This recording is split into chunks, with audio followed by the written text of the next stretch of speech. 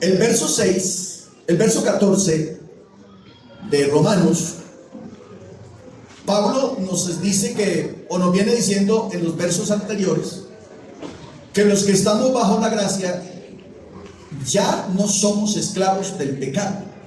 Dígale amén a eso. Recuerde, porque el que está en Cristo, ok, nueva criatura es. Entonces, el que es de Dios, dice Juan,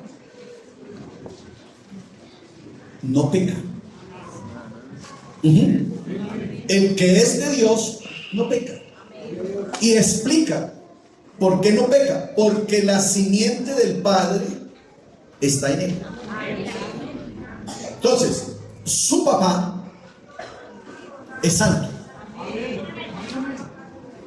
Bueno, el papá de dos o tres. Digo, su papá es santo. Y su papá dice, sed santos porque yo soy santo. Entonces, en el orden natural, lo que se sabe es que los hijos traen el ADN de sus padres. ¿Aló? De ahí que cuando se tiene duda de un hijo, pues entonces se le hace un examen que se llama prueba de ADN. Y lo lógico es que si es mi hijo, entonces saque mi ADN. Pregunto, ¿cuántos aquí son hijos de Dios? ¿Sabe cuál es el ADN de Dios?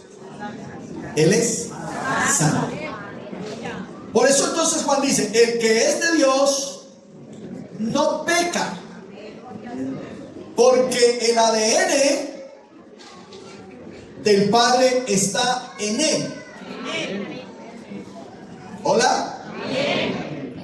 Y usted dirá, pero hermano, eso no se da, yo peco todos los días. Tranquilo, no se me desespere. Tranquilo, no se delate. Pues que, mire, uno de los problemas de nosotros es que como nosotros estamos en un país tradicionalista, nosotros queremos seguir siendo tradicionalistas. Y hay hermanos pentecostales que se laceran todos los días. Claro que todos los días fallamos y claro que todos los días nos equivocamos. Yo no estoy hablando de eso. Estoy hablando de que el Hijo de Dios ya no es practicante del pecado. Amén. O sea, la simiente del pecado ya no es su ADN natural. Ahora el ADN del cristiano es el Espíritu Santo, es la naturaleza de su Padre. Y reitero lo que dije, Él dice, sed santos, ¿porque qué? Porque yo soy santo. Y Juan, que estuvo muy cerca de Jesús, porque Juan el del Evangelio de Juan el de las 3 cartas de Juan, y Juan el de Apocalipsis es el mismo. Los 3, amén, son la misma persona. Y es el Juan del que la Biblia dice que se recostaba en el pecho de Jesús. Es el mismo del que la Biblia lo llama el apóstol amado. Así que Juan tiene autoridad para decirlo porque conocía bien a Jesús, tenía confianza con Jesús y sabía quién era Jesús. Y Juan dice, el que es de él no peca, porque él es santo. Y cuando usted se entrega a Jesús, cuando usted se hace nueva criatura, cuando usted nace de nuevo, entonces el ADN espiritual de Dios está en nosotros. Es por eso que Pablo va a decir lo siguiente: ninguno puede llamar a Jesús Señor, sino ¿por qué? Por el Espíritu Santo. Aquí creemos en el Espíritu Santo, aquí recibimos el Espíritu Santo.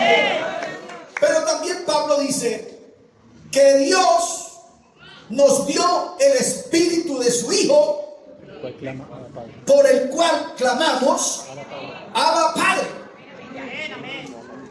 Amén.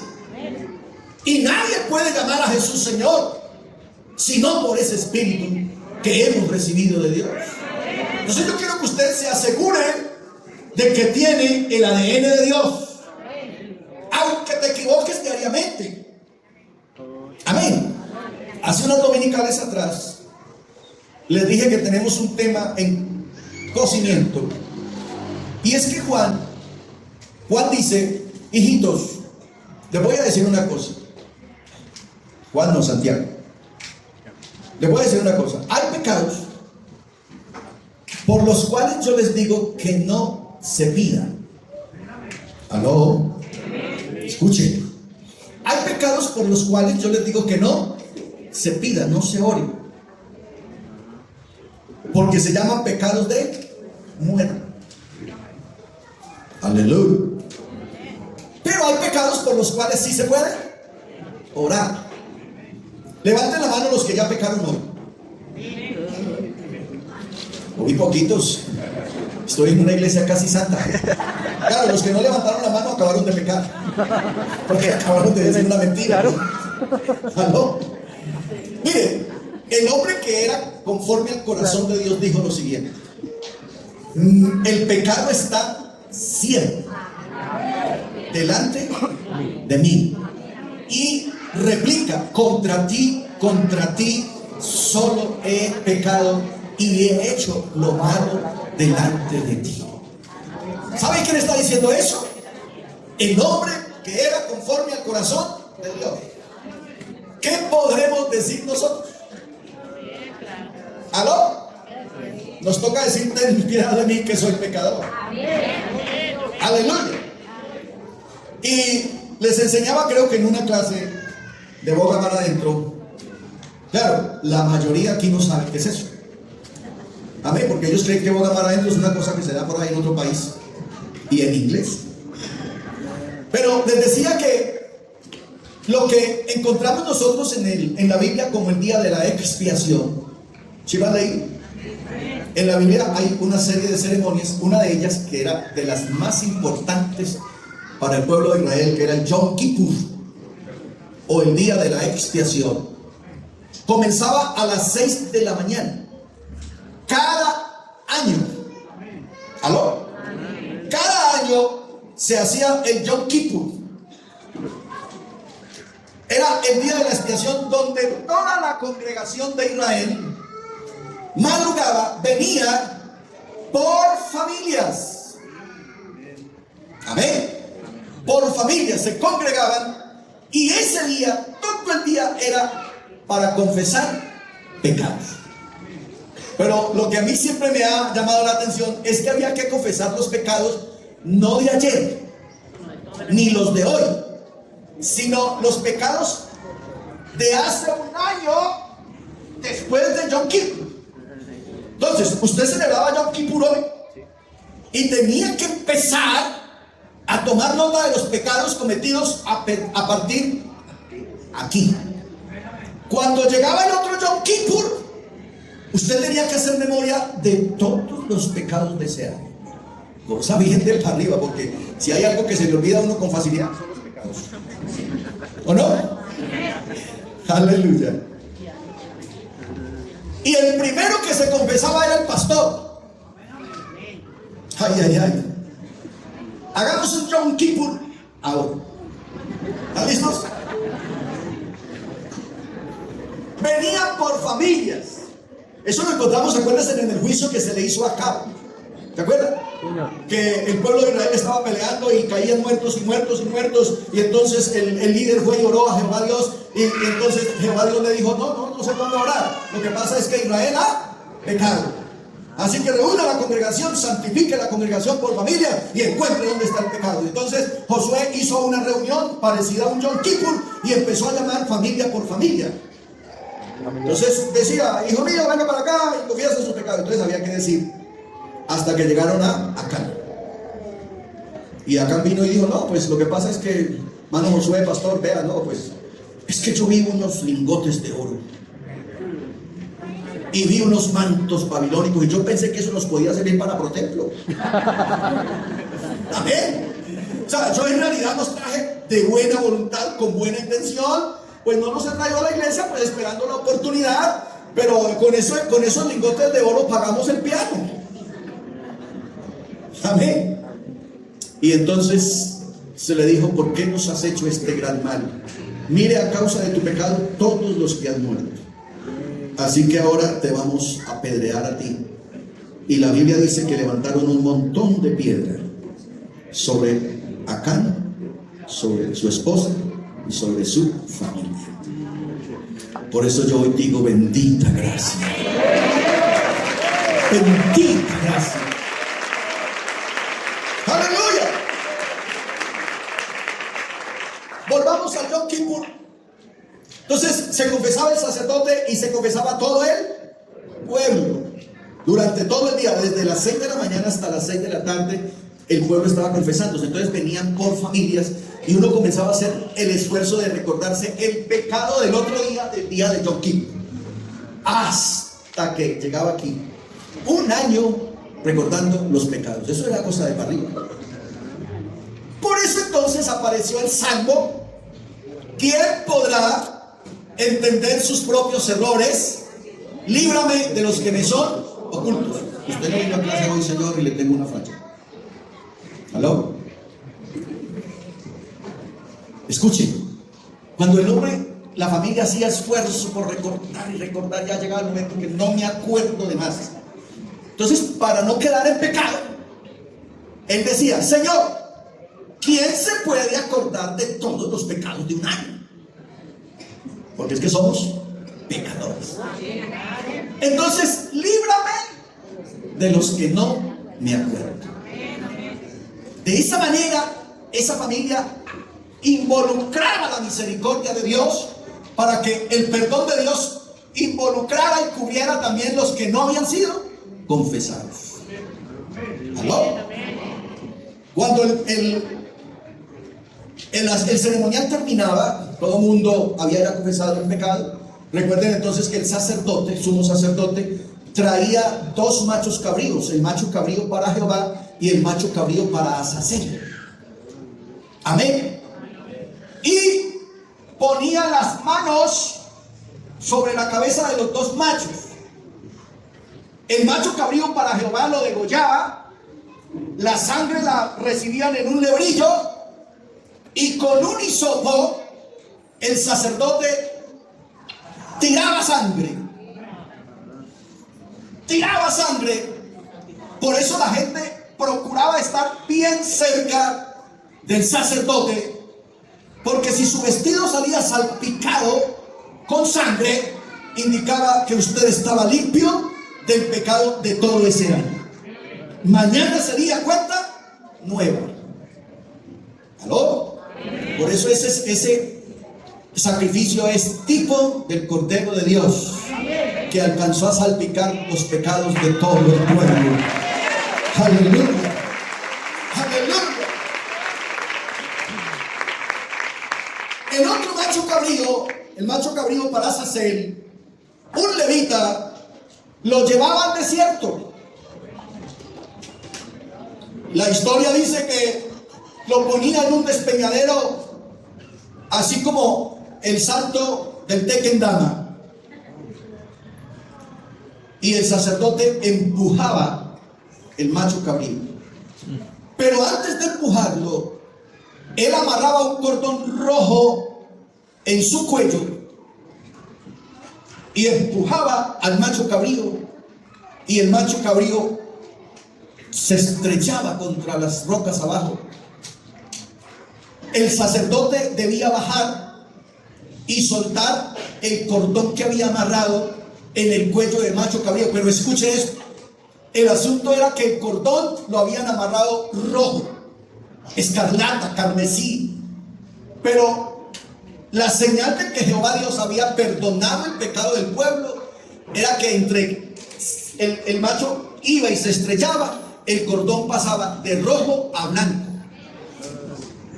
De ahí es donde el profeta dice: si tus pecados fueren rojos como el carmesí, vendrán a ser blancos como blanca lana.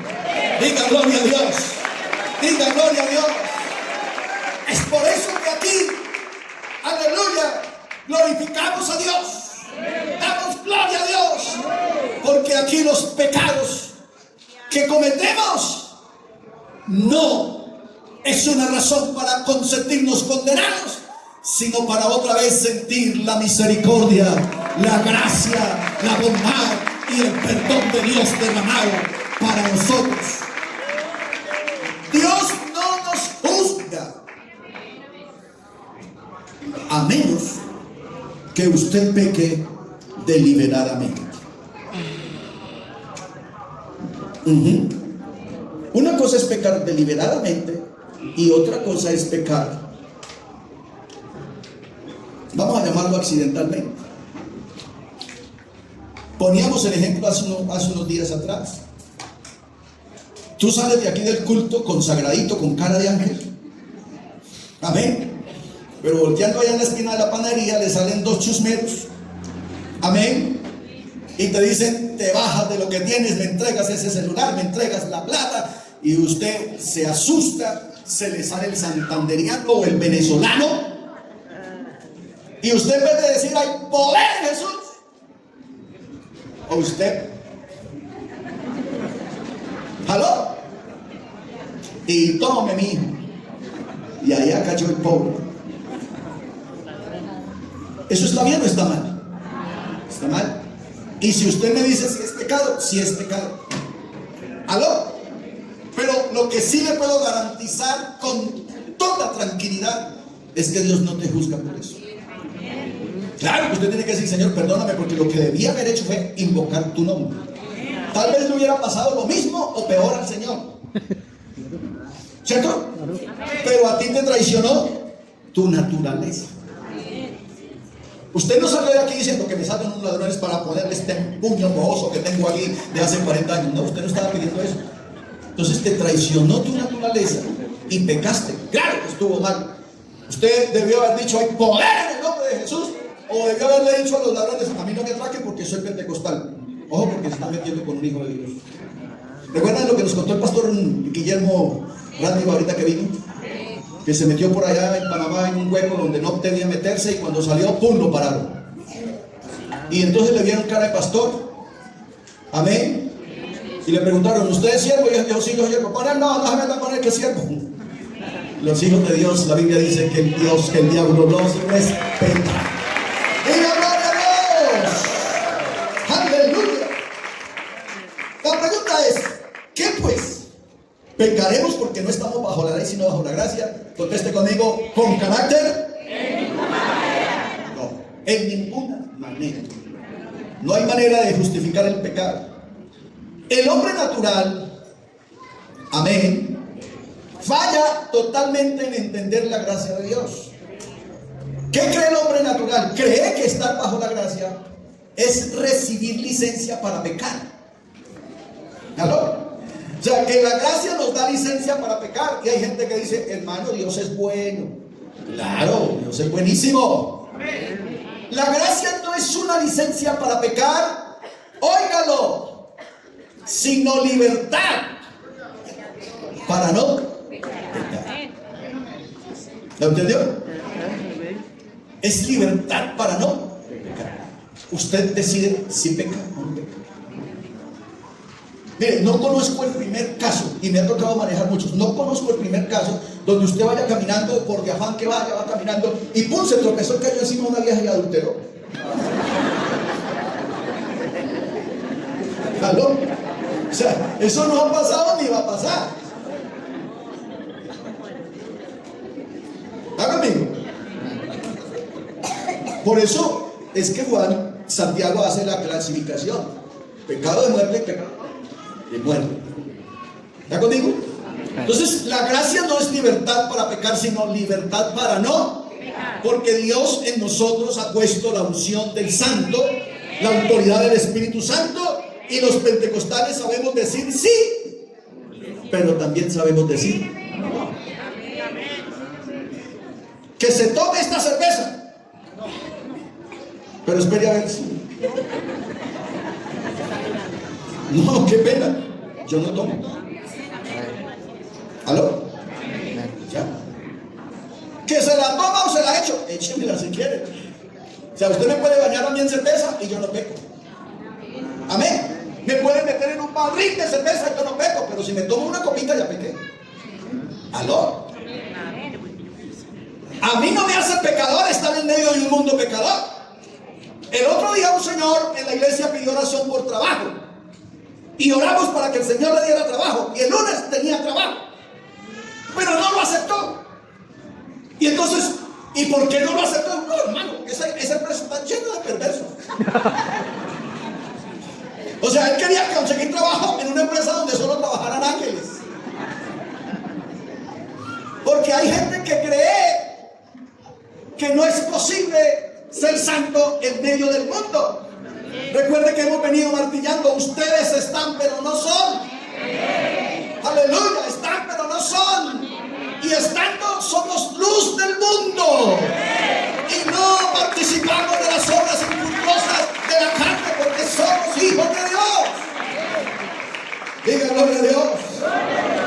Entonces usted no tiene que andar como un caballo con sorda, con tapaojos, y no puede mirar para ninguna parte. No, Señor. Estamos en el mundo. Amén. Y uno ve pecado en todas partes. ¿Sí o no? Por eso es un error. Y valga aquí la pena, valga la ocasión, que los papás dicen: no, hermano, vamos a meter un hijo a estudiar en un colegio público. No, eso se corrompe ese muchacho. A esos cristianos yo los llamo cristianos con espíritu de calado. O sea, son muchachos que yo los voy a criar en una vitrina. Y claro, ser santo en una vitrina es muy fácil. Pero ser santo fuera de la vitrina es otra cosa.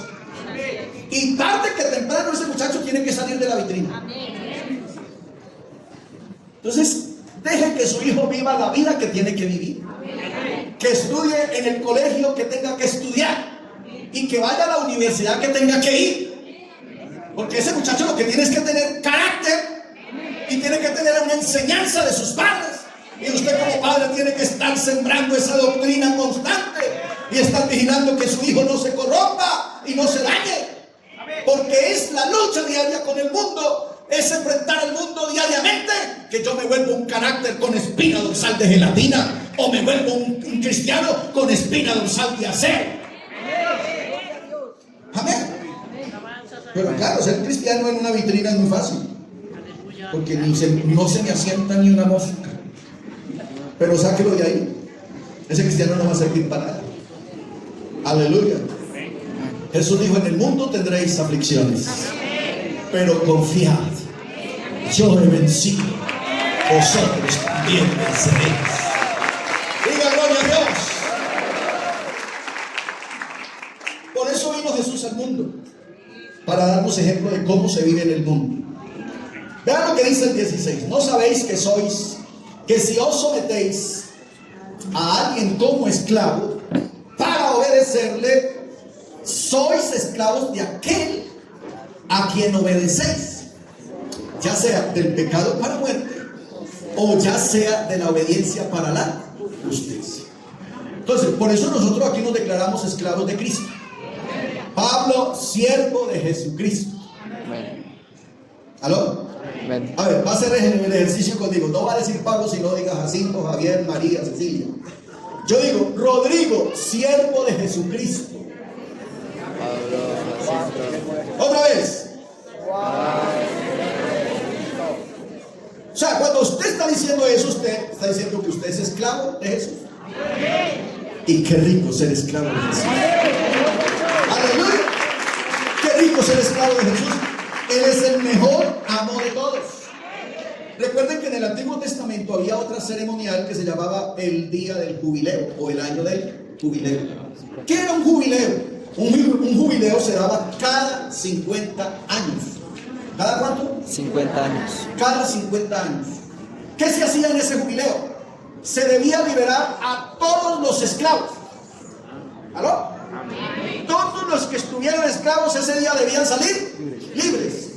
El que estuviera en la cárcel debía salir libre. El que debiera plata en el banco, esta me gusta harto. El que debiera plata en el banco, la deuda le quedaba bonita esa, ¿sí o no? Ojalá hubiera jubileo, por favor, porque tengo una deuda ahí pendiente. Amén. Mejor dicho, el jubileo lo que hacía era restaurar al hombre. ¿Aló? Ojalá algún día tengamos la oportunidad de estudiarlo desde la óptica teológica para que nos demos cuenta que nosotros también estamos en un jubileo. Entonces era restaurar al hombre, devolverle al hombre lo que el hombre había perdido, ya fuera sus hijos, ya fuera su esposa, ya fuera sus bienes, ya fuera sus haciendas, o si estaba esclavo quedaba libre.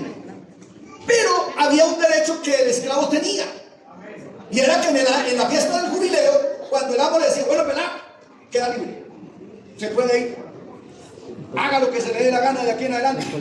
Pero el esclavo tenía un derecho y él podía decir,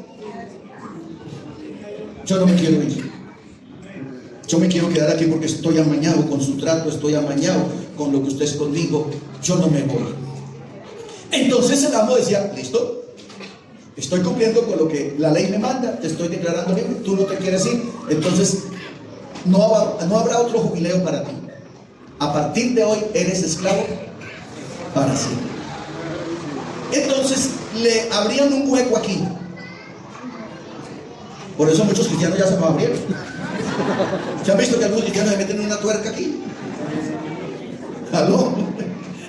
Le abrían, le horadaban el óvulo de la oreja, indicando que a partir de ahí él obedecería atenta y humildemente la voz de su amo para el resto de su vida. Pues déjeme decirle que Jesús un día dijo, váyase, ustedes quedan libres. Amén. ¿Se acuerdan de 3 palabritas que un día estudiamos aquí? Agorazo, hexagorazo, lutro y apolutrosis. 4. Agorazo, comprar en el mercado. Hexagorazo, sacar del mercado. Lutro, poner en libertad. Apolutrosis, quedarme en la casa del esclavo para servirle y darle gloria. Entonces Jesús dijo, se pueden ir, pero un hermano nuestro nos representó y dijo, Señor, pero ¿y a quién iremos? Diga conmigo, pero ¿y a quién iremos?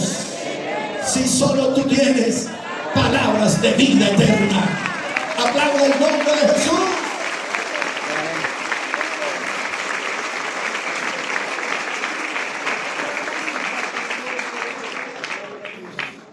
Es preciso entonces dejar claro esta mañana, con esto voy cerrando ya. Es preciso dejar claro en esta mañana que si usted sigue a Jesús, lo sigue voluntariamente. No, ese amén no me sigue. Ni a Dios tampoco.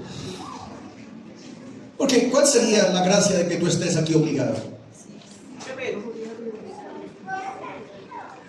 Lo grande de esto es que sigamos a Jesús voluntariamente. Voluntariamente. Pero ¿a quién iremos? Dice esa expresión absoluta. Pero ¿a quién iremos si solo tú tienes palabras? O sea, me pueden conseguir el amo que quieran, pero no hay uno mejor. Y menos si ese amo se llama diablo. Menos. Y resulta que solo hay 2 opciones. O usted tiene de amo a Cristo, o usted tiene de amo al diablo. Por eso necesitas decidir hoy de quién eres esclavo, a quién tú le sirves. Porque mire lo que dice: ¿no sabéis que si os sometéis a alguien como esclavos para servirle, obedecerle, sois de esclavos de aquel a quien obedecéis, ya sea del pecado, dígalo, del pecado para muerte, o qué, o de la obediencia para la justicia. ¿Qué escoge usted? ¿Disfrutar y vivir en el pecado y te morirás eternamente? ¿O decirle no al pecado y hacerse esclavo de Jesucristo para tener? diga gloria a Dios. Así que en el versículo anterior Pablo recuerda a sus lectores un principio. Eres esclavo de aquel a quien obedeces. Amén. Fácil. ¿A quién obedece usted? Si obedeces a Jesús, eres esclavo de Jesús. Pero si obedeces al pecado, eres esclavo de él. Sencillo. Sencillo. Ahora, si quieres cambiar de amo, gloria a Dios. Amén. Y estoy hablando en los dos sentidos, porque hay gente que está aburrido aquí. Bueno, si está aburrido con el trato que Dios le da, pues hay un Señor que lo está esperando, que lo va a agarrar a patadas. ¿Aló? Y entre mejor le sirvas, más mal te trata. Aquí el Señor, aunque usted no ha querido servirle como Él quiere, el Señor te sigue diciendo: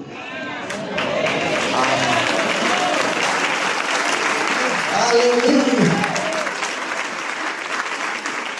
Bendita gracia, dígale amén a eso. Además hay otro principio que el apóstol nos recuerda, que está implicado en el versículo: ninguno puede servir. Eso sí que es imposible. Para aquellos cristianos de medias tintas, de medias aguas, que ni es mundano ni es cristiano. Entonces él en la universidad, nadie sabe que es cristiano. En el barrio, tampoco. Él de esa puerta para afuera se porta como cualquier ser humano, pero de esa puerta para acá le nace una aureola. Aleluya. Pues déjeme decirle que la Biblia dice que eso no es posible. No es posible que usted pertenezca a dos amos, porque cuando le sirve a este, se le enchicha a este. ¿Aló? Entonces lo más sabio y lo más inteligente aquí es tener un amo. Yo en lo particular me quedo con Jesucristo. Digo, yo en lo particular me quedo con Jesucristo, porque Él paga muy bien. Él me trata muy bien.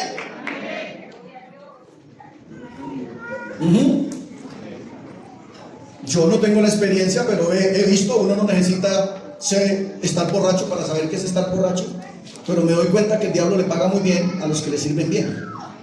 Y si no, porque la picota está llena de gente. Y si no, porque la modelo no le cabe ni un preso más. Y si no, porque el buen pastor está así. Pues porque hay gente que le ha servido muy bien al diablo. Y así paga el diablo al que bien le sirve. ¿Y por qué las funerarias hoy todas tienen clientes? Porque el diablo mata y mata y mata y mata todos los días a los que mejor le sirve. Pero Jesús dice en esta mañana: yo he venido para que tengan vida y para las que la tengan en abundancia. Pero el diablo ha venido para robar, para matar y para destruir, porque él es homicida y mentiroso desde el principio.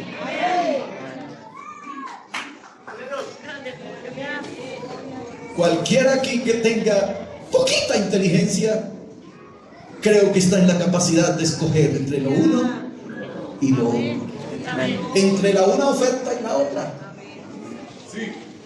Vea, voy a ir despacio para que me la copie bien. Jesús dijo: yo he venido para que tengan vida y para que la tengan en abundancia. El que en mí cree no se pierde, sino que tiene vida. Eso dice un amo. Pero el otro es ladrón, es homicida, y al que bien le sirve lo asegura matando, y al que mejor le sirve lo deja lleno de cicatrices. Y usted sabe que sí, porque aquí hay gente que tiene cicatrices y marcas en su cuerpo, porque el diablo los marcó cuando estuvieron en el mundo. Amén. Nuestro amo no marca, nuestro amo sella.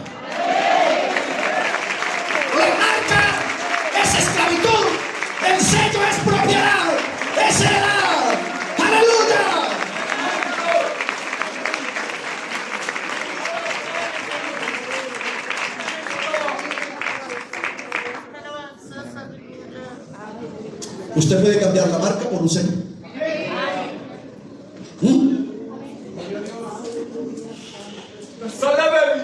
Jesús te puede sellar esta mañana. Amén, amén, amén. Ha enviado el Espíritu de su Hijo, por el cual clamamos Abba Padre.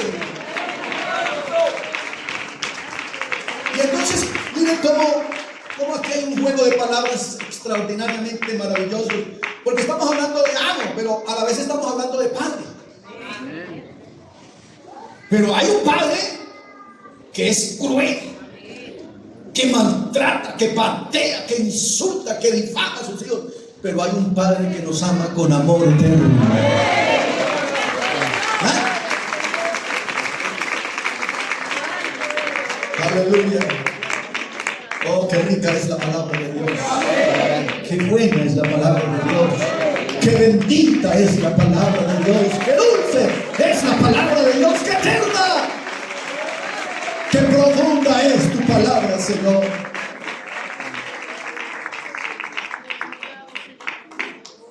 Pregunto, ¿alguien estará interesado en cambiar de amo? Amén. ¿Alguien quisiera abandonar ese amo que maltrata, que acusa, que insulta, que mata, que destruye, que no es agradecido por ese amo que nos trata como hijos, que nos ama, que se preocupa por nosotros, que le duele cuando estamos tristes, que nos sana cuando estamos enfermos y que nos asegura? Porque mire, el otro amo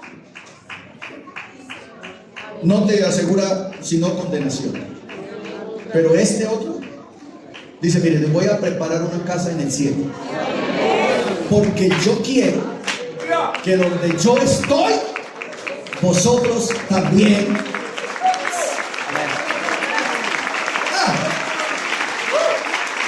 ¡Aleluya! La pregunta es: ¿quieres dejar de ser esclavo del pecado para hacerse esclavo de la justicia? Yo quiero orar por usted.